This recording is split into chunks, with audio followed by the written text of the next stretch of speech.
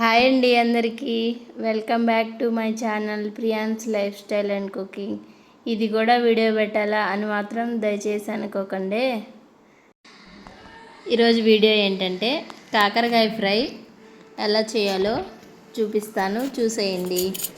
ఇలా అన్నీ తురుముకోవాలి.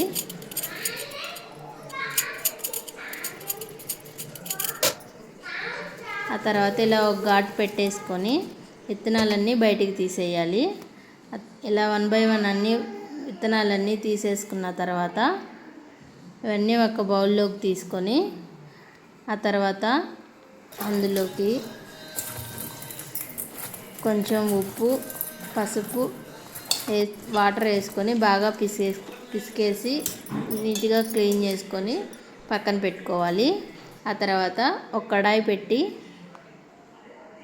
అందులోకి ఎండుమిర్చి, 1 స్పూన్ జీలకర్ర, 1 స్పూన్ పచ్చెనగపప్పు, కొంచెం ఎండు కొబ్బరిని తీసుకొని చిన్న చిన్న ముక్కలుగా కట్ చేసుకొని ఆ తర్వాత అది కూడా కాస్త దోరగా వేయించుకొని చల్లారాక ఒక మిక్సీ జార్లోకి తీసుకొని ఒక తెల్లుల్లిపాయి,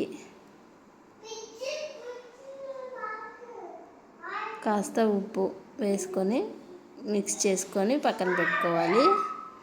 ఆ తర్వాత స్టవ్ మీద కడాయి పెట్టి ఆయిల్ వేసి ఆయిల్ హీట్ అయ్యాక తాలింపు గింజలన్నీ వేసి ఆ తర్వాత కాకరకాయలు వేసి ఒక్కొక్కటిగా ఫ్రై చేసుకోవాలి. మంచిగా కదుపుతూ ఉండాలి, లేదంటే ఒక సైడే ఫ్రై అవుతాయి. కదుపుకుంటూ ఫ్రై చేసుకోవాలి. ఈ విధంగా ఇలా బాగా ఫ్రై అయ్యాక క్రిస్పీగా తయారవుతాయి. అప్పుడు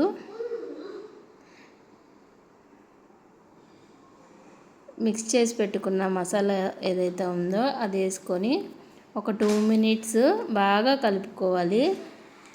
అలా కలుపుకుంటే ఏంటంటే మసాలా బాగా పడుతుంది అన్నమాట కాకరకాయకి. ఈ మసాలా మాడిపోకూడదు, అది కూడా చూసుకోండి. ఇలా బాగా ఫ్రై అయిపోయినాక స్టవ్ ఆఫ్ చేసుకోవడమే. ఇలా చేసుకొని ఒక బాక్స్లో పెట్టుకున్నారంటే